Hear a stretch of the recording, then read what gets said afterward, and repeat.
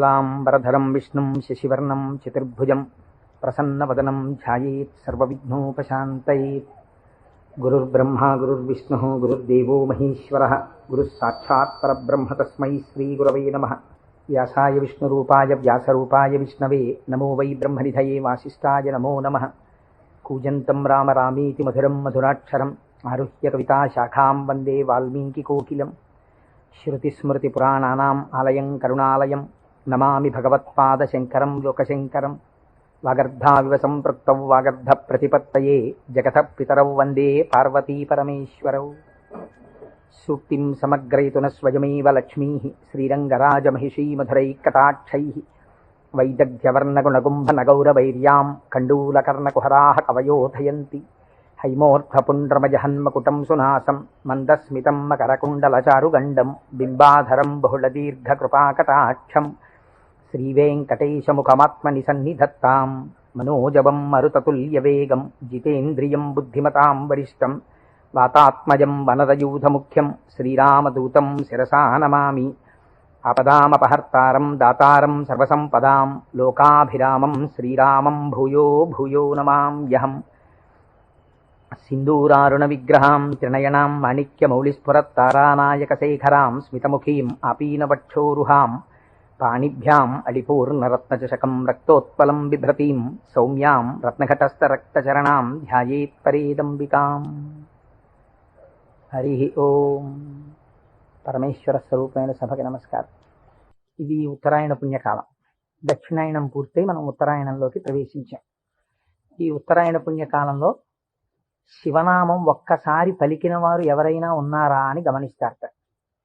అంత మహోత్కృష్టమైన కాలం. విశేషించి అదృష్టం ఏమిటంటే మనం ప్రతిరోజు ప్రదోష వేళలో ఈ ఉపన్యాసాన్ని ప్రారంభం చేస్తాం. ప్రదోష వేళ పార్వతీ పరమేశ్వరుల యొక్క అర్ధనారీశ్వర స్వరూపంగా శాస్త్రం భావన చేస్తుంది. అంత పరమ పవిత్రమైనటువంటి అసుర సంధ్య వేళలో సాక్షాత్తుగా శంకరుడు వృషభవాహనారూఢుడై ఈ భూమండలం మీద తిరుగుతూ శ్రీశైల పర్వతం మీద ఒక్కసారి దిగుతారట. అందుకే సంధ్యారంభ విజృంభితం శృతిశిరస్థానాంతరాధిష్ఠితం సప్రేమ భ్రమరాభిరామమసకృత్సద్వాసనాశోభితం భోగీంద్రాభరణం సమస్త సుమన పూజ్యం గుణావిష్కృతం సేవే శ్రీగిరి మల్లికార్జున మహాలింగం శివాలింగితం అంటారు. ఒక మద్ది చెట్టు నల్లుకున్నటువంటి మల్లెతీగని చూసినటువంటి శంకర భగవత్పాదులు పార్వతీదేవి చేత ఆలింగనము చేయబడిన పరమేశ్వర స్వరూపాన్ని శ్రీశైల పర్వత శిఖరముల మీద దర్శనం చేసినటువంటి మహోత్కృష్టమైన శ్లోకం అది. అటువంటి శివస్వరూపాన్ని మనం ప్రదోష వేళలో ప్రవచనంగా చేసుకునే ముందు శివపురాణం సామాన్యమైంది కాదు, చాలా పెద్ద గ్రంథం అది. అంత పెద్ద గ్రంథంలో మనకి ఉపయుక్తమైనవి ఉన్నాయి, చాలా జటిలమైనవి ఉన్నాయి. నిత్య జీవితంలో వాటిని అనుష్ఠానంలోకి తెచ్చుకోవడానికి అన్ని ఆశ్రమాలకి అలివి కానివి ఉన్నాయి. కనుక నేను అనుకున్నాను, శివాష్టోత్తర శతనామ స్తోత్రాన్ని ఉత్తరాయణ పుణ్యకాలం కనుక నేనేదో ప్రవచనం చేయడం కేవలం వినడం కాకుండా ప్రతిరోజు ఈ కార్డు పట్టుకుని వస్తే ప్రదోష వేళలో మనం ఇటువంటి దేవాలయంలో కూర్చుని చెప్పుకున్నటువంటి నామం 1,000,000 రెట్లు ఫలితం ఇస్తుంది. ఒక 30 రోజులో 40 రోజులో ఈ ప్రవచనాలు కొనసాగినప్పుడు మీరు ప్రతిరోజు ఈ నామాలు పలికారనుకోండి, 108 ఇంటూ 1,000,000 అంత నామం చేసినటువంటి ఫలితం మన ఖాతాలో ఈశ్వరుడు వేస్తాడు. దాని మీద వినడం శృణ్వం తపః, అది తపస్సు చేసినటువంటి ఫలితం అవుతుంది. ఉత్తరాయణ పుణ్యకాలంలో ఇంతకన్నా మనం చేసుకోగలిగినటువంటి మహద్భాగ్యం ఏముంటుంది? దీని మీద సుబ్రహ్మణ్యేశ్వర స్వామి వారికి ఇతపూర్వం నాకు తెలిసి కాకినాడ పట్టణంలో ఎన్నడూ జరగనంత అత్యద్భుతమైనటువంటి కార్యక్రమాన్ని మనం ఫిబ్రవరి 10, 11 తేదీలలో సుబ్రహ్మణ్యేశ్వర స్వామి వారి ఆవిర్భావము, తారకాసుర సంహారము, వల్లీ కళ్యాణము ఇవన్నీ శివపురాణాంతర్గతంగా వస్తాయి. ఇవన్నీ విన్న తరువాత 200 జంటలు పాలకావిళ్ళు ఎత్తి పట్టుకుని, కావిడి పట్టుకున్న వాళ్ళకి ఇంకా ఆచంద్రతారార్కం వంశాభివృద్ధి కోరికలు తీరుస్తానని పరమాత్మ ప్రకటించారు. ద్రవిడ దేశంలో అయితే కావిడి పట్టుకుని వెడుతుంటే సంతానము లేనటువంటి స్త్రీలు పడుకుని వారు దాటేటట్టుగా పడుకుంటారు. వారు దాటితే సుబ్రహ్మణ్యుడే దాటినట్టు. సంతానము కలగకుండా ఉన్నటువంటి ప్రతిబంధకము దానివల్ల తొలగిపోతుంది అని. అటువంటి ఉత్సవం నాకు తెలిసి జరగలేదు. పెద్దలు పూర్వం ఎవరైనా చేసి ఉండవచ్చు. అటువంటి ఉత్సవాన్ని మనం ఫిబ్రవరి 11వ తారీఖున చేసుకోబోతున్నాం ఇక్కడ. ఆ రోజున సుబ్రహ్మణ్య సంబంధంగా ఒక గొప్ప హోమం జరుగుతుంది. సుబ్రహ్మణ్యుడికి పాలకావిళ్ళు పట్టుకొచ్చిన కావిళ్లలో పాలతోటే అభిషేకం జరుగుతుంది. అదే రోజున స్వామివారికి సాయంకాలం వల్లీ కళ్యాణం జరుగుతుంది. బహుశా వల్లీ కళ్యాణం జరగడం అన్నది మనం చాలా తక్కువగా చూసాం. వల్లీ కళ్యాణం ఆ రోజు సాయంకాలం ఇక్కడ జరుగుతుంది.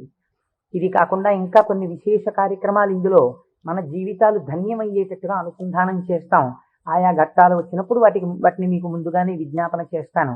కనుక శివపురాణాన్ని మనం శివాష్టోత్తర శతనామ స్తోత్రంతో అనుసంధానం చేసుకుంటే ఈ ప్రవచనాలు అయిపోయిన తరువాత కూడా మీరు ఎప్పుడైనా ఇంటి దగ్గర కూర్చుని నామాలు చదువుకుంటుంటే మనస్సు తొందరగా రమిస్తుంది. ఎందుచేత అంటే శివో మహేశ్వర శంభు పినాకి శశిశేఖర అని చదవడం వేరు. శివ అనగానే మొదటి నామం దగ్గర మీకు కొన్ని విషయాలు జ్ఞాపకానికి వచ్చాయనుకోండి, మనస్సు ఏమవుతుందంటే అటు ఇటు వెళ్ళదు, అందులోకి వెళ్ళిపోయి ఏదో ఒక నామంలో ఒక ఘట్టం ఏదో మీకు జ్ఞాపకం వచ్చి దాని గురించి ఆలోచిస్తూ మీరు నామాలన్నీ చదివేశారనుకోండి, ఇప్పుడు మీరు 108 నామాలు దీక్షతో తపస్సుగా చేసిన ఫలితం వస్తుంది.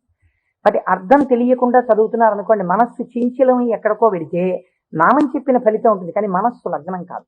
మనస్సుని కూడా ఏకీకృతం చేసేటటువంటి ప్రయత్నంలో భాగంగా శివ మహాపురాణాన్ని శివాష్టోత్తర శతనామ స్తోత్రంతో అనుసంధానం చేస్తే మనందరికీ ఎక్కువ ప్రయోజనకరంగా ఉంటుంది అని నాకు అనిపించింది.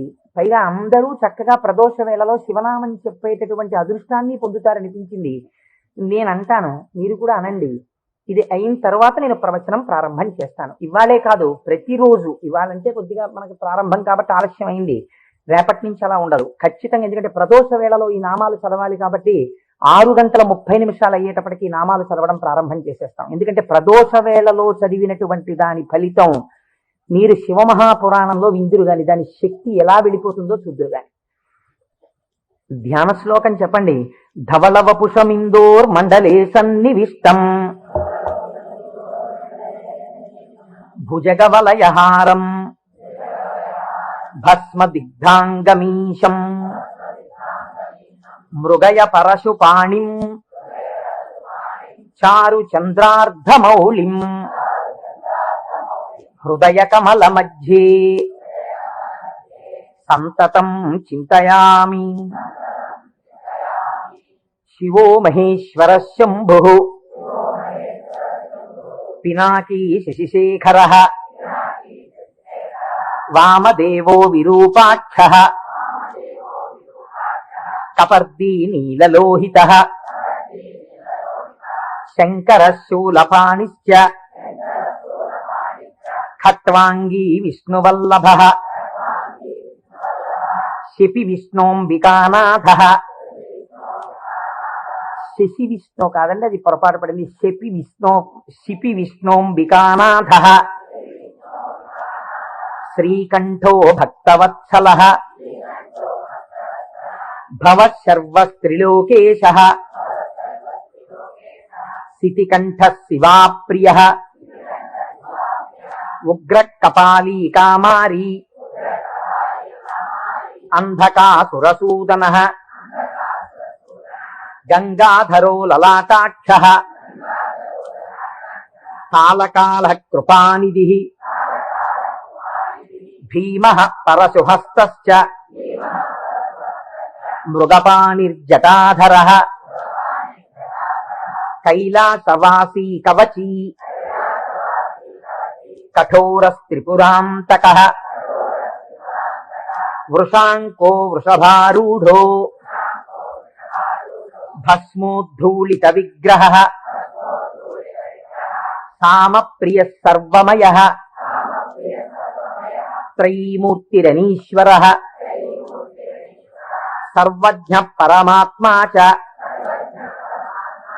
సోమసూర్యాగ్నిలోచనః హవిర్యజ్ఞమయః సోమః పంచవక్త్రః సదాశివః విశ్వేశ్వరో వీరభద్రో గణనాథ ప్రజాపతిః హిరణ్యరేతా దుర్ధర్షో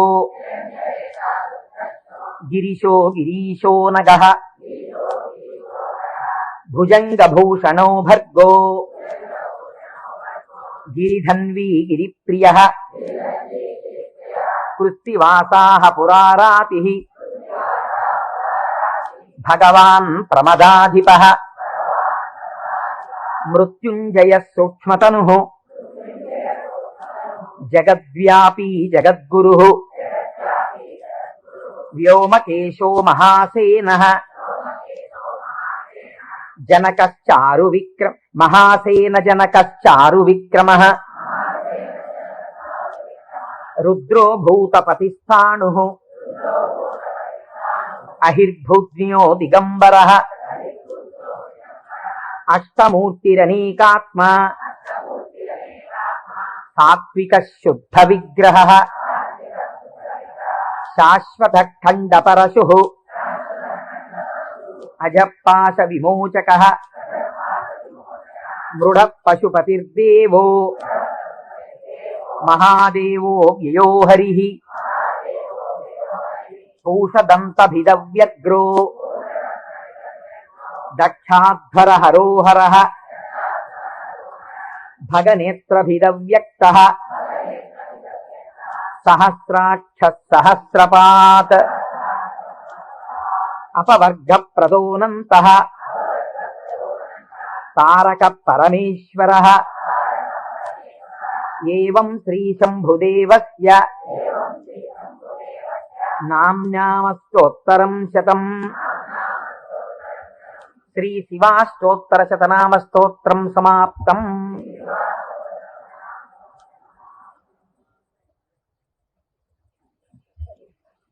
హరి ఓం.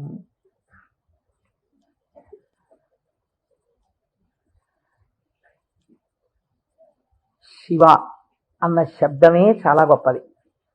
ఈ శివాష్టోత్తర శతనామ స్తోత్ర ప్రారంభం కూడా శివశబ్దంతో ప్రారంభమైంది. ఆ పురాణము కూడా శివ మహాపురాణము అని శివశబ్దంతో ప్రారంభమైంది. శివశబ్దాన్ని అమరకోశం వ్యాఖ్యానం చేసింది. అమరకోశం అంటే మనకి సాధికారికమైనటువంటి గ్రంథము. చిత్రం ఏమిటంటే దాన్ని రచించినటువంటి వారు జైనుడు. అమరసింహుడు అనబడేటటువంటి ఒక జైనుడు ఆయన అమరకోశాన్ని రచించి దానితో పాటుగా అనేక గ్రంథాలని రచించారు. కానీ వారు శంకర భగవత్పాదాచార్య స్వామి వారితో వాదనకి దిగినప్పుడు శంకరుల చేతిలో ఓడిపోయారు. ఓడిపోయినప్పుడు ఆయనకి బాధ కలిగింది. నేను శంకరాచార్యుల వారి చేతిలో ఓడిపోయాను కనుక నేను రచించినటువంటి గ్రంథములన్నీ కూడా పనికిమాలినవైపోయాయని ఆయన ఆ గ్రంథములన్నింటినీ తగలబెట్టేశారు. తగలబెట్టేసినప్పుడు శంకర భగవత్పాదాచార్య స్వామి వారికి తెలిసి, వారు బహు కారుణికులు, కారుణ్యమూర్తి శంకరులంటే, వారు గబగబా వచ్చి, ఎంత పని చేశావయ్యా, గ్రంథాలను ఎందుకు తగలబెట్టేశావు అని ఉన్న ఒకే ఒక గ్రంథం, మిగిలిపోయినటువంటి గ్రంథం అమరకోశం. అమరకోశానికి ఉన్నటువంటి గొప్పతనం ఏమిటంటే అది మన సనాతన ధర్మములకు సంబంధించినటువంటి నామముల విషయంలో ఏ పక్షపాతం లేకుండా చక్కగా శృతి ఎలా ప్రతిపాదించిందో, స్మృతులు పురాణములు ఎలా ప్రతిపాదించాయో, తాత్వికమైనటువంటి విషయాల్ని, నామములకు అనేకమైన విషయములకు ఉండేటటువంటి అర్థాలని అలా ప్రతిపాదన చేశాడు అమరసింహుడు. దాన్ని అమరకోశము అని పిలుస్తారు. మనం ఏదైనా ఒక విషయాన్ని ప్రతిపాదన చేసే ముందు సాధారణంగా ఒక్కసారి అమరకోశాన్ని చూస్తూ ఉంటారు. శివశబ్దాన్ని అమరకోశం వ్యాఖ్యానం చేసింది. శివ అన్న మాటని ఏ విధంగా మనం అర్థం చేసుకోవలసి ఉంటుంది అంటే, అమరకోశంలో దాని గురించి అనేక రకాలైనటువంటి అర్థాలు చెప్పారు. అసలు ఈ అర్థం ఏమిటో మీకు తెలిస్తే తప్ప, లేదా నాకు తెలిస్తే తప్ప, మనం దాని గురించి కొద్దిగా అర్థం చేసుకునే ప్రయత్నం చేస్తే తప్ప అసలు శివ అనేటటువంటి నామానికి ఉన్న అర్థం తెలియదు. ఎందుకంటే శివ శివ అని రెండు శబ్దములు మనకి లోకంలో నానుడిలో ఉన్నాయి. శివ అంటే శంకరుడు, శివ అంటే పార్వతీదేవి, ఆయన యొక్క శక్తి స్వరూపం.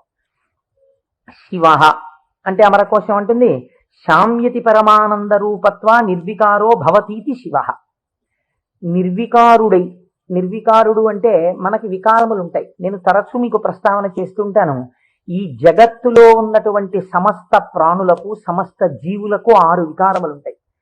ఇవి షడ్వికారములు అంటారు. కాలములో ఏదైనా వచ్చిందనుకోండి, దానికి పుట్టినటువంటి తేదీ అని ఒకటి ఉంటుంది. పుట్టిన తేదీ అన్నది పడినది అంటే మీరు ఒకటి గుర్తుపెట్టుకోవాలి, అది షడ్వికారములకు లోనైపోతుంది. ఈ భావన మీ మనస్సులో బాగా రూఢమైందనుకోండి, బాగా పూనుకుందనుకోండి, అసలు సగానికి సగం లోకం పట్ల ఉండేటటువంటి తాదాత్మ్యత తగ్గిపోతుంది. ఇది కేవలం వినడానికి విన్నారనుకోండి, దీని వలన వచ్చేటటువంటి ప్రయోజనం తక్కువగా ఉంటుంది. ఇది బాగా లోపల జీర్ణమైందనుకోండి, మీకు అనేక విషయాలు అర్థం అవుతాయి. మీరు ఒక్కసారి గమనించండి, షడ్వికారములలో ఇక పూర్వం మీరు ఆ వస్తువుని చూడలేదు, కానీ ఆ వస్తువు, ఆ ప్రాణి, ఆ జీవుడు ఒకానొక కాలమునందు ఈ లోకములో పుట్టింది. కాబట్టి ఇప్పుడు దానికి జన్మము అన్న తేదీ ఒకటి వచ్చింది కాలంలో. సరే, కాలం అన్నది యథార్థమా అంటే బీజస్యాంతరివంకురో జగదిదం ప్రాంగ్ నిర్వికల్పం పునః మాయా కల్పిత దేశకాల కలనా వైచిత్ర చిత్రీకృతం అన్నారు శంకరాచార్యులు వారు. ఆ తత్వ పరిశీలనాన్ని పక్కన పెడితే ఒక జన్మ తేదీ ఉంది. ఈ జన్మ తేదీలో ఒక ప్రాణి కనపడగానే శాస్త్రం అంది 6 విషయాలు గుర్తుపెట్టుకో. ఇత పూర్వము లేనిది పుట్టినది. పుట్టినది మీరేమనాలి? ఎవరో పిల్లాడు పుట్టాడు, వాడు ఏడుస్తున్నాడు, పిల్లాడు ఉన్నాడండి. పుట్టిన పిల్లాడు ఏడవలేదు. అయ్యో ఏమిటి పిల్లాడు ఏడవట్లేదు అని కదిపి చూశారు. కదిపి చూస్తే డాక్టర్ గారు వచ్చారు, స్టెప్ పెట్టారు, ఊపిరి తీయట్లేదు, నల్లగా అయిపోయి ఉన్నాడు. అయ్యో అమ్మా, నీకు మృత శిశువు జన్మించాడు అన్న. కాబట్టి పుట్టినది. అసలు రెండో వికారం ఒకటి ఉంది, ఉన్నది భవతి అనగా ఈ లోకములోకి వచ్చినప్పుడు అది ఉన్నది. అసలు ఉన్నది అని మీరు అనాలంటే అక్కడే శివ శబ్దం ప్రారంభం, మంగళత్వం. ఉన్నది. ఉన్నది అలాగే ఉండాలా? అలా ఉండదు, పెరగాలి. పెరిగినది. పెరిగినది పెరుగుతూ వెళ్ళిపోతుందా? నేనున్నాను, ఎవరి మీదో ఎందుకు పెట్టి చెప్పాలి?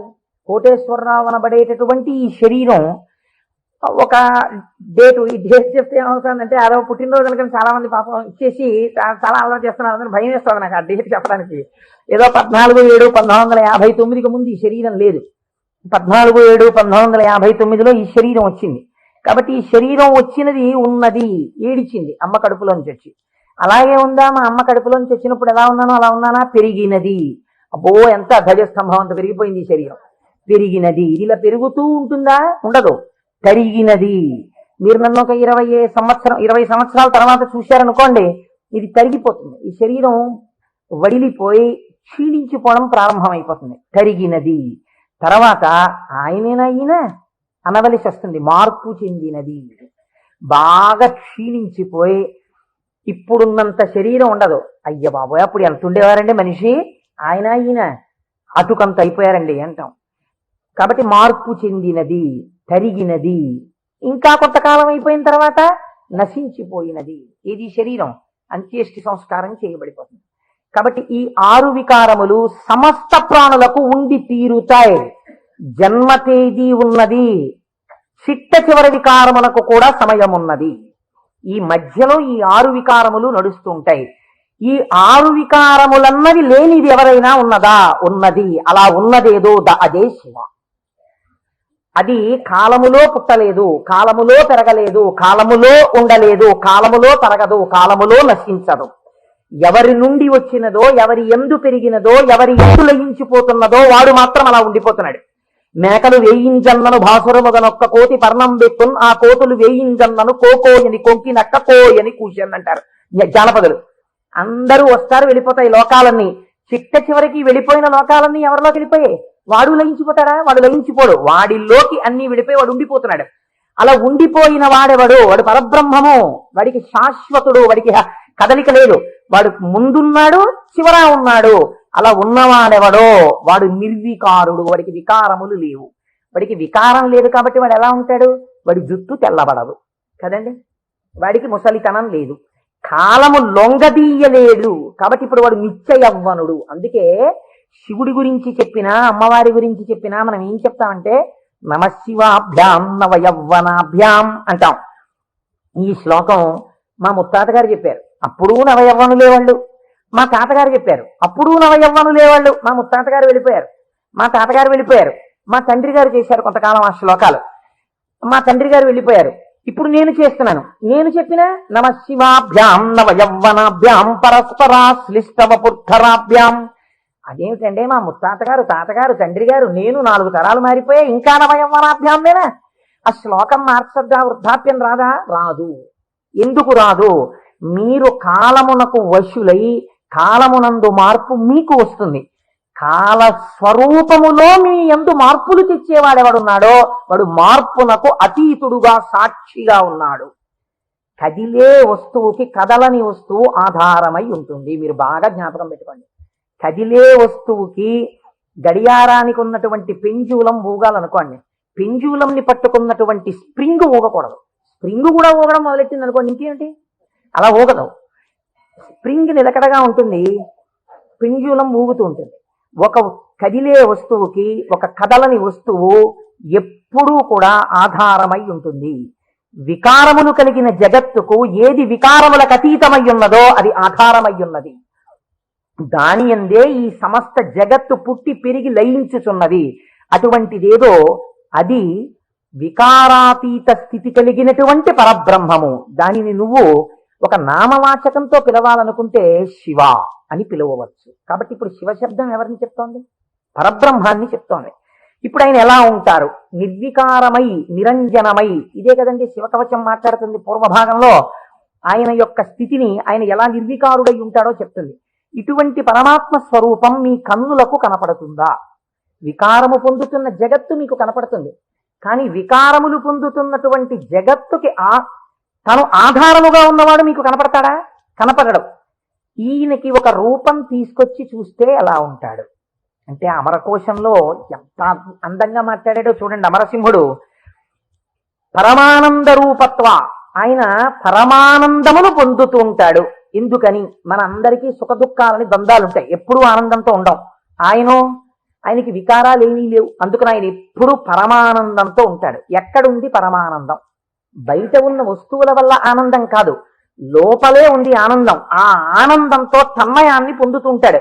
అది నోటితో చెప్పడం కుదరదు. ఇప్పుడు ఎలా చెప్పాలి అంటే, పద్మాసనం వేసుకుని చేతులు రెండు ఇలా పెట్టుకుని కన్నులు ఇలా అరమోట్పు కన్నులతో ఉండి తనలో తాను రమిస్తూ కనపడుతుంటాడు. శంకరుడి యొక్క ఫోటో మీరు చూశారనుకోండి, చూస్తే ఆయన అరమోట్పు కన్నులతో కూర్చుని సంతోషంతో ఆనందంతో ఉన్నట్టుంటాడు. ఇందులో ఇంకా లోకరక్షణ హేతువుగా అభయముద్ర పట్టినట్టుగా ఉంది. ఆయన అరమోట్పు కన్నులతో ఆనందంతో రమించిపోతున్నట్టుగా ఉంటుంది శివస్వరూపం. అంటే ఘనీభవించినటువంటి ఆనంద స్వరూపమే పరమాత్మ యొక్క స్వరూపం. పరమాత్మ నిత్యానందము ఏది ఉన్నదో దాన్ని రాశీభూతం చేస్తే అదే శివ. కాబట్టి ఇప్పుడు పరమాత్మ యొక్క స్వరూపమేమి? ఆనంద ఘనమే పరమాత్మ. కాబట్టి ఇప్పుడు ఆయన అన్ని వికారములకు అతీతుడై తనలో తాను రమించిపోతూ ఆనందపడిపోతూ ఉండేవాడెవరో. కదలిక ఉండదు ఇంకా మనస్సులో, అన్ని అరికట్టి లోపల ఉన్నటువంటి ఆనందంతో తాను కలిసిపోయి తానే చిదానంద రూపుడై ఉంటాడు. దీనికి మీకు పోలిక చెప్పాలంటే ఒక్కటి కుదురుతుంది. మనం కదులుతున్నటువంటి తరంగములు కలిగిన సరోవరాలం. మీరు చూడండి, అందుకే నిద్ర లేవగానే ఏది ప్రారంభం అవుతుంది పనిచేయు. మీకు ప్రారంభంలో నిద్ర లేచారు అనగానే, నిద్ర లేవడం అంటే ఏమిటో తెలుసా అండి? శరీరం లేవడం కాదు. ముందు ఏది లేస్తుందో తెలుసా? పరమాత్మతో రమిస్తున్నటువంటి మనస్సు విడివడుతుంది. విడివడి అది సంకల్ప వికల్ప సంఘాతం. అది వెంటనే ఒక ఆలోచన మొదలెడుతుంది. మొదట ఆలోచన ఏమిటి? తెల్లవారిపోయింది. ఈ తెల్లవారిపోయిందన్న మొట్టమొదటి ఆలోచన అది చెయ్యగానే నిర్మలంగా ఉన్నటువంటి నీళ్ల దగ్గరికి వెళ్ళి మీరు ఒక చిన్న రాయి తీసుకుని ఇలా వేశారనుకోండి, అదేం చేస్తుందంటే ఇలా ఒక తరంగం కదులుతుంది. కదిలి అలా వెడుతుంది. ఇది ఒక్కటే వెళ్ళదు, ఇది వెడుతూ ఇంకో తరంగాన్ని తయారు చేస్తుంది, ఇంకో తరంగాన్ని తయారు చేస్తుంది. అలా కదులుతూ తరంగాలుగా ఒక కదలిక రాగానే ఇంకో కదలిక వస్తుంది. తెల్లవారిపోయింది, ఇవాళే నువ్వు శివమహాపురాణం మొదలెట్టాలి, ఇవాళే నువ్వు ఫలానా వాళ్ళ ఇంటికి వెళ్ళి ఒక్కసారి ఆశీర్వచనం చెయ్యాలి, చూసావా తెల్లవారిపోతోంది గబగబా సంధ్యావందనం చెయ్యాలి. ఒకదాని వెనక ఒకటి సంకల్పాలు వచ్చేస్తాయి. ఇవి సుఖములకు దుఃఖములకు కూడా హేతువులు అవుతుంటాయి. ఈ సంకల్పాతీతుడై సంకల్పములు దేనిలోంచి పుడుతున్నాయో అది తానై నిరంజన స్వరూపమై ఆనంద ఘనమై కూర్చున్న వాడెవరో వాడు పరమాత్మ, వాడు శంకరుడు. కాబట్టి శివుడు ఆయన ఇక్కడే సమస్తాన్ని చూస్తూ ఉంటాడు. అటువంటి ఆనంద ఘనమునకు శివ అని పేరు. ఇప్పుడు దీనివల్ల మీకు ఏం తెలుస్తోంది? మనుష్య జన్మ యొక్క చిట్ట చివరి ప్రయోజనం ఏమి? ఆ ఆనందము మీరే అగుక. అటువంటి ఆనంద స్వరూపులుగా మీరు మారడమే మనుష్య జన్మ యొక్క ప్రయోజనం. దానికే మోక్షము అని పేరు. కాబట్టి ఇప్పుడు అటువంటి మోక్ష స్థితిని పొందాలనుకున్న వాళ్ళకి ఎవరు ఆరాధ్య దైవము? శివుడే. కాబట్టి శివయోగోధ్యేయ శివంకర. కాబట్టి ఏమండి మీరు చెప్పింది బాగుంది, కానీ మేము గృహస్థాశ్రమంలో ఉన్నాం కదా, మాకు భార్య బిడ్డలు ఉన్నారు కదా, మాకు సంకల్పాలు ఏవి వద్దు అని మేమందరం కూడా ఇలా ముక్కు మూసుకుని లేచిన దగ్గర నుంచి ఏదో సంధ్యావందనం చేసుకుని ఒక పూజా మందిరంలో ఇలా కూర్చుండిపోతే మనస్సుని అంతర్ముఖం చేసే ప్రయత్నం చేస్తూ ఏదో లోపల ఉన్నటువంటి ఆ వస్తువుని కనిపెట్టే ప్రయత్నం చేస్తూ మేము ఉండిపోతే నా భార్య పరిస్థితి ఏమిటి, నా పిల్లల పరిస్థితి ఏమిటి? అసలు మరి గృహస్థాశ్రమంలో ఉండి కొన్ని కోరికలంటూ ఉంటాయి కదా, మరి తప్పదు కదా. అప్పుడు ఈ స్వరూపాన్ని పట్టుకుంటే ఉపయోగమే ఉండదు. ఆయన ఇంకేమి అలా కోరికలు తీర్చడాలు అలా ఏమి ఉండవా? కేవలం ఆనందం మోక్షం ఇంతే అనే పరిస్థితి కాదు కాదు. అమరకోశమంది వెంటనే మళ్ళీ చేరతే సజ్జన మనాం స్వస్మిన్నితివా, ఈయన యందు సజ్జనుల యొక్క మనస్సు రమించుచుండును. ఈ మాటని మీరు చాలా గట్టిగా పట్టుకోవాల్సింది. మీకు చూడండి, నేను ఇంతకన్నా మీకు ఉదాహరణ చెప్పడానికి సాధ్యం కాదు. ఇంకా వంటింట్లో ఒక పంపు ఉంటుంది, బాత్రూంలో ఓ పంపు ఉంటుంది, వరండాలో ఒక పంపు ఉంటుంది వాష్ బేసిన్ దగ్గర. మీకు ఇంకా అవసరం అనుకున్నారనుకోండి, ఏదో మీరు భోజనాలు చేసే గదిలో చేతులు కడుక్కోవడానికి ఒక పంపు ఉంటుంది. ఇన్ని పంపుల్లోనూ మీకు ఏకకాలమునందు ఎక్కడ విప్పినా నీళ్లు రావాలనుకోండి, ఏది నింపాలి? ఏ పంపు కొట్టంలో నీళ్లు పోస్తారా? ఓవర్ హెడ్ వాటర్ ట్యాంక్ లో నీళ్లు పోస్తారు. ఓవర్ హెడ్ వాటర్ ట్యాంక్ లో నీళ్లు పోస్తే అన్ని పంపుల్లోనూ నీళ్లు వచ్చినట్టు శివస్వరూపాన్ని పట్టుకుంటే అది ఏ రూపంగా, ఏ రకంగా, ఏ విభూతితో, ఏ లక్షణంతో, ఏ గుణంగా మీ మనస్సు ఇష్టపడిన ఏ విధానంగా ఒక్కదాన్ని మీరు పట్టుకుని రమించిపోవడం ప్రారంభించినా అది మీకు కావలసిన సమస్తాన్ని ఇస్తుంది. అలా ఇవ్వగలదు. దానికి ఆ శక్తి ఉన్నది. అది మిమ్మల్ని కాపాడుకుని వస్తుంది. మీరు చూడండి, గొడుగు ఒక్కటి ఇలా పట్టుకున్నారండి, ఇలా గొడుగు పట్టుకుని వెళ్ళిపోతున్నారు. ఇలా గొడుగు పట్టుకు వెళ్ళిపోతుంటే బయట మంచి ఎండ కాసింది. ఇప్పుడు ఆ గొడుగు మిమ్మల్ని రక్షిస్తుందా, రక్షించదా? రక్షిస్తుంది. మీరు వెళ్ళిపోతుండగా మంచి మబ్బు పట్టి వాన ప్రారంభమైంది. గొడుగు రక్షిస్తుందా, రక్షించదా? రక్షిస్తుంది. వాన తగ్గిపోతోంది, ఇంకా కొద్దిగా ఎండ వస్తే బయలుదేరదాం అనుకుని మీరు చెట్టు కింద నించున్నారు. ఒక పక్షి పై నుంచి రెట్ట వేసింది. మీ మీద పడకుండా గొడుగు రక్షిస్తుందా, రక్షించదా? రక్షిస్తుంది. ఒక గొడుగు మీకు శీతలము నుండి, ఉష్ణము నుండి, జలధార నుండి, పక్షి రెట్ట నుండి ఇన్నిటి నుంచి కాపాడినప్పుడు పరమాత్మని పట్టుకున్న వాడి కోరికలు కూడా అన్ని భంగులా తీరుతాయి. మీకు ఏది కావాలో అది వాడు ఇవ్వగలడని మీరు ఎలా అనుకోవట్లేదు? అచేతనమైన ఒక గొడుగు మీకు ఇన్నింటిని ఇవ్వగలిగినప్పుడు మీరు పట్టుకున్న పరమాత్మ మీకు ఏది అవసరమో అది మీకు ఇవ్వడని మీరు ఎలా అనుకుంటున్నారు? మీకు ఏది కావాలో మీరు అడగక్కర్లేకుండా మీకు తీరుస్తాడు. అది గొప్ప. మీరు శాస్త్రంలో ఒక మర్యాద తెలుసుకోవాలి. మీరు అడిగితే ఇచ్చిన వాడు గొప్పవాడు కాదండి. మీరు వెళ్ళి అడిగారనుకోండి, వెంటనే మీరు జీవితంలో చాలా దిగజారిపోయినట్లయిపోతుంది. ఒకరి దగ్గరికి వెళ్ళి, అయ్యా నాకు ఇది లేదండి, నన్ను మీరు కొంచెం అనుగ్రహించి నాకు ఇది కలిగేటట్టుగా మీరు చెయ్యండి అని అడిగారు అనుకోండి, వాచికంగా నోరు విప్పి ఒకరి దగ్గరికి వెళ్ళి నాకు ఇది ఇప్పించండి అని అడిగినప్పుడు ఆత్మహత్యా సదృశమే. వాడు చచ్చిపోయినంత బిడియపడిపోతాడు. ఎవరు శీలమున్నవాడు బెంగ పెట్టుకుంటాడు. నోరు విప్పి అడగడమా, వెళ్ళి నాకు ఇది ఇవ్వండి అని ఎలా అడగను అంటాడు. అడగలేడు. అందుకే మనకి పూర్వకాలంలో మీకు తెలుసో తెలీదో, మీసంలో ఒక వెంట్రుక తాకట్టు పెట్టి అప్పు తెచ్చుకునేవారు. మీసంలో వెంట్రుక తాకట్టు పెడితే అప్పు ఇవ్వడం ఏంటండి? అంటే వాళ్ళ రోషానికి చిహ్నం అది. ఎన్నడూ నేను ఒకరిని చెయ్యి అడగలేదురా, చెయ్యి జాపి అడగలేదు. అటువంటి వాణ్ణి నిన్ను అడుగుతున్నాను. నేను ఇంత సిగ్గుపడిపోయానడానికి ఉదాహరణ ఏమిటో తెలుసా? ఈ వెంట్రుక ఒకటి నీ దగ్గర పెట్టుకో, మళ్ళీ తీర్చిన నాడు ఈ వెంట్రుక తీసుకెళ్తాననేవాడు. వాడి రోషానికి, వాడి శీలానికి ఆ వెంట్రుకని ప్రాతిపదికగా తీసుకుని అప్పిచ్చేవారు పూర్వం. అందుకే నా మీసంలో వెంట్రుక తాకట్టేటాననేవారు పూర్వం. కాబట్టి ఒకరి దగ్గరికి వెళ్ళి అడగడం అంటే అంత చిన్నతనం. పరమాత్మ అయినా మిమ్మల్ని అలా చిన్నబుచ్చి ఇస్తాడని మీరు ఎలా అనుకుంటున్నారు? గొడుగు పక్షి రెట్ట నుంచి నన్ను కాపాడు, వాన పడితే కాపాడు, ఎండగా ఉంటే కాపాడు, పైనుంచి ధూళి పడకుండా కాపాడు, ఓ గడుగా నన్ను రక్షించు అని మీరంతా స్తోత్రం చేసి వేసుకుంటున్నారేంటే? ఇలా విప్పిలా పట్టుకుంటే ఎంతే రక్షించేయడం దాని ప్రయోజనం. అలా మీరు శివస్వరూపాన్ని పట్టుకుంటే, ఎలా పట్టుకున్నా సరే, అంటే ఎలా పట్టుకోవాలంటే అభిషేకాలు చేయాలా, పూజలు చేయాలా, లేకపోతే దాని స్వరూపం బాగా తెలుసుకోవాలా, అర్థం అవ్వాలా? కాదు. మీ మనస్సు ఏదో ఒక విషయంలో రమించింది అంతే, అది చాలు. మిమ్మల్ని మీకు రక్షణ కల్పించడానికి అది హేతు అవుతుంది. మీకు నేను ఒక ఉదాహరణ చెప్తాను, మీరు దాని వలన దీని వ్యాఖ్యానాన్ని బాగా పట్టుకోగలుగుతారు. నాయనారులని మళ్ళీ నేను ఏదో లౌకికమైన ఉదాహరణ ఎందుకు తేవాలి? మనకి 63 నాయనారులు ఉన్నారు. అంటే శివుని యొక్క అనుగ్రహము చేత తరించిపోయిన మహాపురుషులు. ఆ 63 నాయనారులో గుగ్గుల కలయ నాయనారు అని ఒక ఆయన ఆయనకి ముందు అసలు గుగ్గుల అన్న పేరు కలపలేదు. కలయ నాయనార్ ఆయన పేరు. అమృత ఘటేశ్వరుడు ఉన్న క్షేత్రంలో పుట్టారు ఆయన పేరు కలయ. అందుకని ఈయన పేరు కూడా కలయ అని పిలుస్తూ ఉండేవారు. ఈ కలయ నాయనారికి ఒక లక్షణం ఉండేది. ఆయన చేసే పూజ ఏమిటో తెలుసా అండి? ఆయన ఎప్పుడు భగవంతుడి దగ్గర కూర్చొని అనుకునేవాడు, సుగంధిం పుష్టివర్ధనం అంటారు కదా, త్రయంబకం అని పిలుస్తారు కదా, 3 కన్నులు ఉంటాయి కదా, ఆయన వస్తుంటే సువాసనలు వస్తాయి కదా.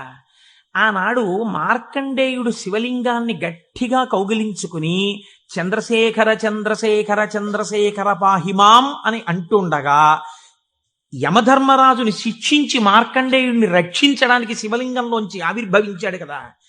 ఆవిర్భవించినప్పుడు శివుడి కన్నా ముందు శివుని యొక్క సువాసనలు మార్కండేయుడు పీల్చి ఉంటాడు కదా. శివుడు వచ్చేసాడని పొంగిపోయి ఉంటాడు కదా.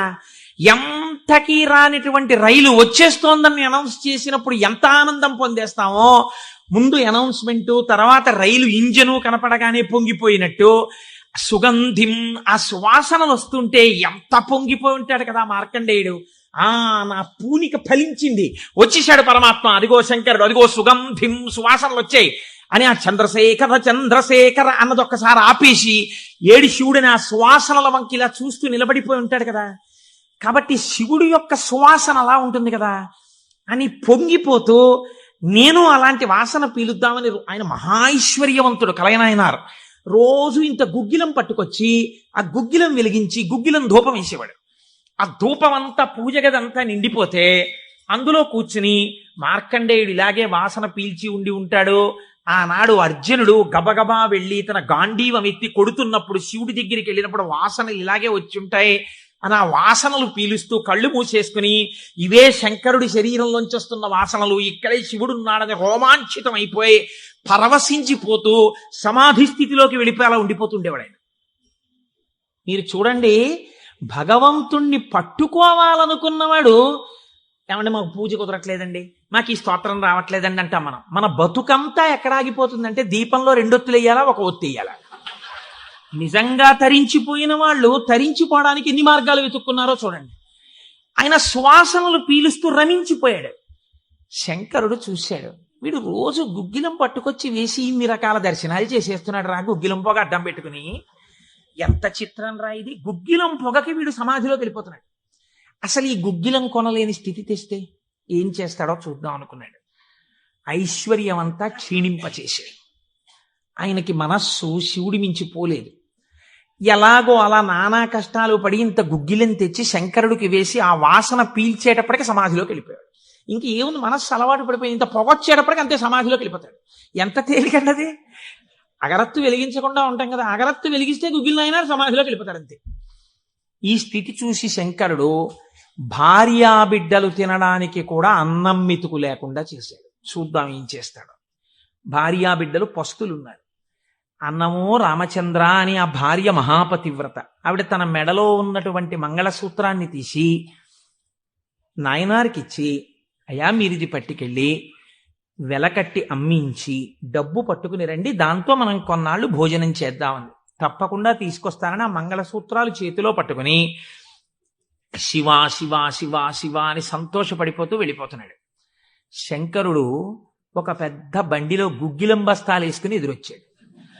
మళ్ళీ దొరకవుట గుగ్గిలం, అందుకని చెప్పి బస్తాలు కొనుక్కెడుతున్నాను, ఎవరైనా కావాలంటే కొనుక్కోండి అని అరిచాడు. అమ్మ బాబోయ్, గుగ్గిలం దొరకదటని చెప్పి ఈయన గబగబా మంగళసూత్రాలు ఇచ్చేసి గుగ్గిలం బస్తాలు కొనేశాడు. పోనీ గుగ్గిలం దొరకదంటున్నారు, ఇంటికి పట్టుకెళ్ళి ఈ గుగ్గిలాన్ని దాచుకుని రోజు ఇంతంత వేద్దాం అనుకున్నాడా? నిజంగా నాడు శంకరుడు వస్తుంటే సుగంధిం పుష్టివర్ధనం, ఇదొక్కటే ఆయన సమాధికి కారణం.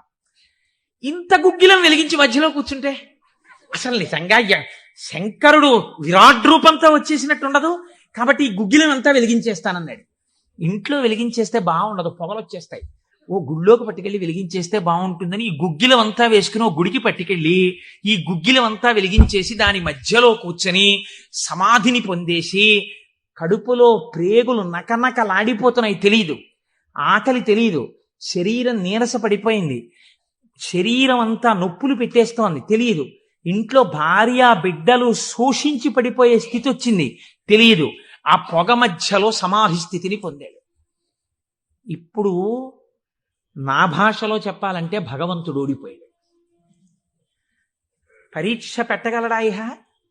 ఏం పరీక్ష పెడతాడు? కాబట్టి ఇహ చూడలేకపోయాడు ఆయన. అమ్మ బాబోయ్, ఇదెక్కడ భక్తిరా అని గబగబా కుబేరుణ్ణి పిలిచాడు. కుబేరా, ఇలా నా పక్కన ఎన్నాళ్ళు నించుంటావు? నాకేం అవసరం లేదు. అడిగో మహానుభావుడు చూసావా, గుగ్గిలం పొగ మధ్యలో కూర్చున్నాడు పెళ్ళం మంగళసూత్రాలు అమ్మేసి.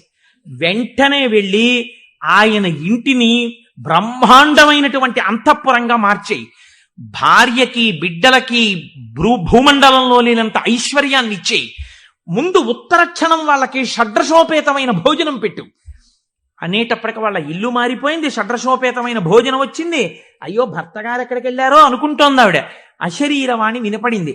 అమ్మా, నీ భర్త భక్తి ముందు లొంగిపోయాడమ్మా, శంకరుడు మహదైశ్వర్యం ఇచ్చేశాడు నీకు. ఆయనో అన్నం తిందామన్న ఆలోచన లేదు, ఆ గుగ్గిలం పొగలో కూర్చునున్నాడు. ఇలాగ కూర్చునుంటే ఇప్పుడు ఎవరు మాట్లాడాలి? ఒరే నాన్న అన్నం తినరా అని. అమ్మా నాన్నగారు కోరుకున్న కోరికోటి ఉంది, నువ్వు ఎలా అయినా డాక్టర్ అయిపో. ఇంజక్షన్ చేసేశారు ఆ పిల్లకి. 3 ఏళ్ళు అయిపోయినా, 4 ఏళ్ళు అయిపోయినా, 21 ఏళ్ళు వచ్చేసినా, ఇప్పుడు నేను ఎంబీబీఎస్ చదివితే రేపు పెళ్లి కొడుకు దొరుకుతాడా అని కూడా చూసుకోకుండా తల్లిదండ్రుల కోరిక తీర్చడం కోసమని వ్యగ్రతతో చదివేసిన పిల్లలా ఇప్పుడు ఆ తల్లిదండ్రులే వచ్చి చూసే అన్నం తినవే, అలా చదవకే, ఆరోగ్యం పాడైపోతుంది అన్నట్టు ఎవడు పరీక్ష పెట్టాడో వాడే దిగొచ్చాడు. దిగొచ్చి ఎవడు? ఆ త్రయంబకం నిజంగా సువాసనలు వచ్చి ఆనాడు మార్కండేయుడు బాహ్య స్మృతిని పొందాడు, ఈయన పొందలేదు. పొందకుండా కూర్చున్నాడు. ఇప్పుడు ఆ పరబ్రహ్మం ముట్టుకోవలసి వచ్చింది. ముట్టుకుని కదిపాడు. ఓయ్ కలయా కలయా అని పిలిచాడు. పిలిస్తే ఆయన గభాలన బాహ్య స్మృతిని పొంది అబ్బా శంకరుడు వచ్చేసాడన్నాడు. నిజంగా కనపడితే ఇలా అరుపులు కేకలు ఉండవు. కందులంబట నీరు కారిపోతూ ఆ స్వామి పాదాల మీద పడిపోయి ఏ సుగంధిం పుష్టివర్ధనం అన్నాడో ఆ సువాసన పీలుస్తూ అలా పడిపోయి ఉండిపోయాడు. శంకరుడు భుజాలు పట్టుకుని లేపి, ఒరే నాన్న, నువ్వు ఇంటికి వెళ్ళింత అన్నం తినరా, నా కడుపు నిండుతుంది, తొందరగా బయలుదేరరా నాయన, ఇక్కడ ఎన్ని నైవేద్యాలు పెట్టినా నాకు వంట పట్టట్లేదురా, నువ్వు ఇలా పడిపోతే తొందరగా వెళ్ళరా బాబు, నీకు ఎక్కడ లేని ఐశ్వర్యం ఇచ్చేశాను, కావలసినంత గుగ్గిలం వేసే, ముందు వెళ్ళి అన్నం తినన్నాడు. అప్పుడు ఆయన ఇంటికి వెళ్ళాడు. ఇంటికెళ్ళి షడ్రసోపేతమైనటువంటి భోజనాన్ని నాయనార్ స్వీకరించాడు. దీన్ని గుగ్గిల నాయనార్ అంటారు పెరియ పురాణంలో. ఎందుకంటే శివపురాణం చెప్పుకుంటూ నాయనార్ల చరిత్రని అనుసంధానం చేసి ఉత్తరాయణ పుణ్యకాలంలో నాయనార్ల గురించి వింటే పార్వతీ సహితుడైనటువంటి ఆ పరమశివుడు పొంగిపోయి పరవశించిపోతాడు. అందుకే లౌకికమైన ఉదాహరణలు మానేసి అవసరమైన చోట నాయనార్ల చరిత్రలే కలిపేద్దాం. ఇలా 63 మంది నాయనార్ల గురించి నేను చెప్పగలిగితే నా జన్మధన్యం అయిపోతుంది అని ఒక నాయనార్ని కలిపాను ఇవాళ. కనుక ఒకనాడు ఒక విచిత్రం జరిగింది. భక్తి అంటే ఎంత చిత్రంగా ఉంటుందో చూడండి. ఈ గుగ్గిల నాయనార్ జీవితంలోనే ఆ పక్కనే ఉన్నటువంటి రాజ్యంలో ఒక శివలింగం ఒకటి ఉంది. ఆ శివలింగం మొన్నను మేము కంచి వెళ్ళాం. కంచి వెళ్ళినప్పుడు శివలింగం ఇలా ఉంటుంది, గొట్టంలాగా కింద వెడల్పుగా ఉంటుంది, పైకి వెళ్లే కొద్దీ సన్నగా ఉంటుంది. అటువంటి శివలింగం ఒకటి బాగా ఎత్తుగా ఉన్నటువంటి పీఠం మీద ఉంది. ఒక చిన్న పిల్ల ఆ శివలింగం దగ్గరికి వెళ్ళింది. అరమరిక తెలియని పిల్ల. ఆ పిల్ల వెళ్ళి చేతిలో ఒక తుమ్మి పువ్వు పట్టుకుని వెయ్యాలనుకుంది. ఆ పీఠం పట్టుకుంది, ఎగిరింది, ఎక్కింది, అందలేదు. ఆ పిల్ల ఏడుపు మొదలెట్టింది. ఏడుపు మొదలెట్టి శివా శివా నువ్వు నాకు అందట్లేదు, పువ్వు ఎలా వేయనంది.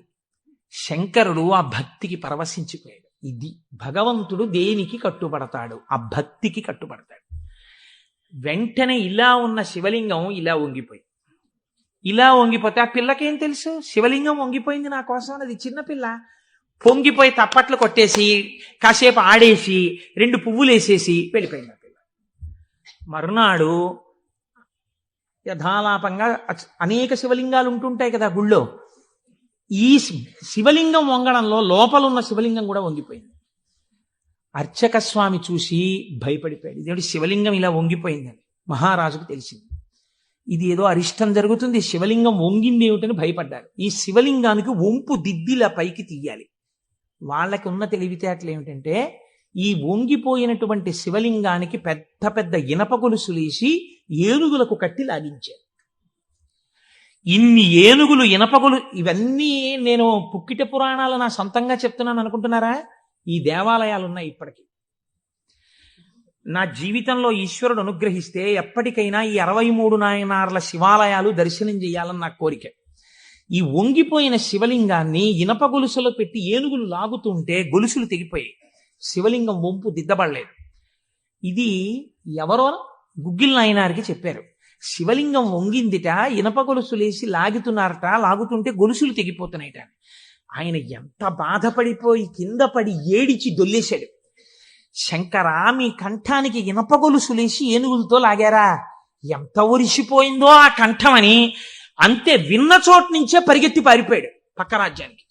పారిపోయి గుళ్ళోకెళ్ళి అన్నం లేదు, నీళ్లు లేవు, ఒగరుస్తూ ఒంటి నిండా చెమటలు పట్టుకుని, ఈశ్వర, మీకు జరిగినటువంటి అపరాధం నా శరీరమునకు పొందేటటువంటి ఖేదంతో పోవాలని మీ వంపు దిద్దడం కాదు, మీ వంపు దిద్దడానికి మీకు ఇనప గొలుసులేసి లాగినప్పుడు మీ కంఠం నొక్కుకుని ఉంటుంది, ఆ శిక్ష నేను అనుభవిస్తానని ఒక గొలుసు, తన మెడలో ఉన్నటువంటి గొలుసుని శివలింగపు వంపుకేసి గట్టిగా లాగాడు, తన కంఠం ఒరిసిపోయి తెగాలని.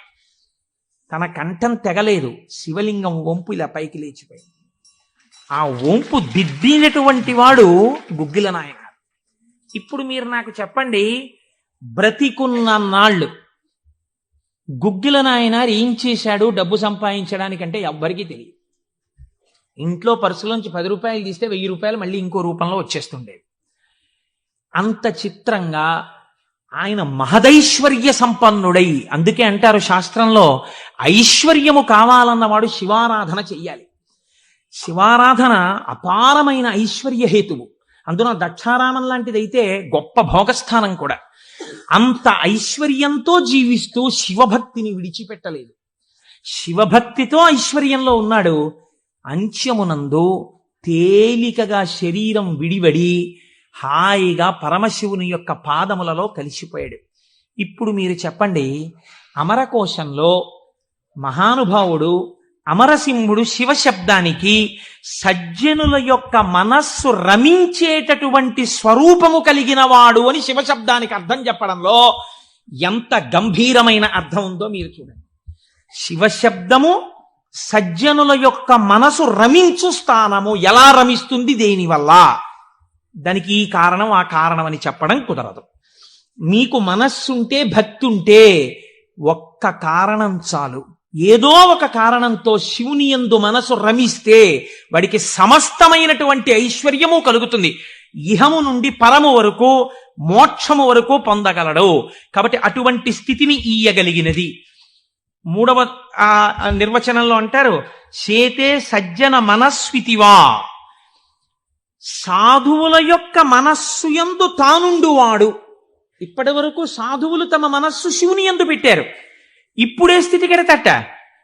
ఇదే భృంగీచ్ఛా నటనోత్కట కరిమదగ్రాహీ స్ఫురన్మాధవా హ్లాదో నాదయుతో మహాసితవపు పంచేషు బాణాధృత సత్పక్ష సుమనోవనేషు నపునః సాక్షాన్మదీయే మనోరాజీవే భ్రమరాధిపో విహరతాం శ్రీశైలవాసీ విభుహో అని పిలుస్తారు శంకరాచార్యులు వారి శివానందలహరిలో.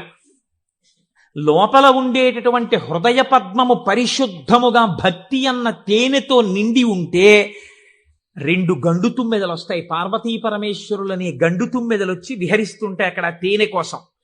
ఇప్పుడు ఎవరి మనస్సు నిరంతరము శివనామము పట్టుకుని రమించిపోతోందో, ఎవరు శృతి ప్రమాణము చేత పరవశించిపోతున్నారో అటువంటి వారి మనస్సు యందు పరమశివుడే వెళ్ళి చేరి ఉంటాడు. అంటే ఆయనే శివుడైపోయి ఉంటాడు.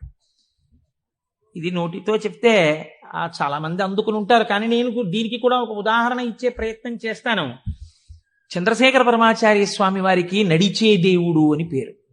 మహానుభావుడు, ప్రాతస్మరణీయులు. మొన్నట్నే మేము కంచి కామకోటి పీఠానికి వెళ్ళి స్వామివారి బృందావనం దగ్గర ప్రణిపాతం చేసి వచ్చాం. ఆ సమాధి అన్నమాట వాడరు పెద్దలు సన్యసించినటువంటి వారిని సమాధి చేసిన చోట పైన తులసి కోట పెడితే బృందావని మీరు పిలవాలి. ఇది బృందావనం అండి, చంద్రశేఖర పరమాచార్య స్వామి వారి బృందావనం అనాలి. అలా కాకుండా సమాధి మీద శివలింగం ఉంటే బృందావనం అనకూడదు, అధిష్టానము అనాలి. ఇది రమణ మహర్షి యొక్క అధిష్టానం అండి అనాలి. రమణాశ్రమంలోకి వెళ్ళారనుకోండి, మీరు ఇది రమణ మహర్షి సమాధనో రమణ మహర్షి బృందావనమనో మీరు ఉచ్చరిస్తే మీ యందు దోషం పడుతుంది. అలా అనకూడదు. ఇది రమణుల అధిష్టానము అని పిలవాలి. ఎందుకంటే దాని మీద శివలింగం ఉంటుంది కనుక. అటువంటి బృందావనం చంద్రశేఖర పరమాచార్య స్వామి వారి బృందావనం దగ్గర మేము మొన్న ప్రణిపాతం చేసి వచ్చే అదృష్టాన్ని పరమాచార్య స్వామి మాకు అనుగ్రహించారు. పరమాచార్య స్వామి ఒక మాట చెప్పుకుంటూ ఉండేవారు. ఆయన అనేవారు, నాకు ఎప్పుడైనా చీకట్లో వెడుతున్నప్పుడు ఒక విగ్రహాన్ని చూస్తే నా బాధ్యత నాకు గుర్తొస్తుందనేవారు. ఇదండి రమించడం అంటే, ఇది శివుడు అంటే. మామూలుగా మాట్లాడడం, ఇలా ఉపన్యాసాలు చెప్పడం గొప్ప కాదు. రమించిన హృదయంలోంచి అటువంటి మాట రావడం ఆ వ్యక్తి యొక్క స్థితిని చూపిస్తుంది. పరమాచార్య నడిచి వెళ్ళిపోతుండేవారు.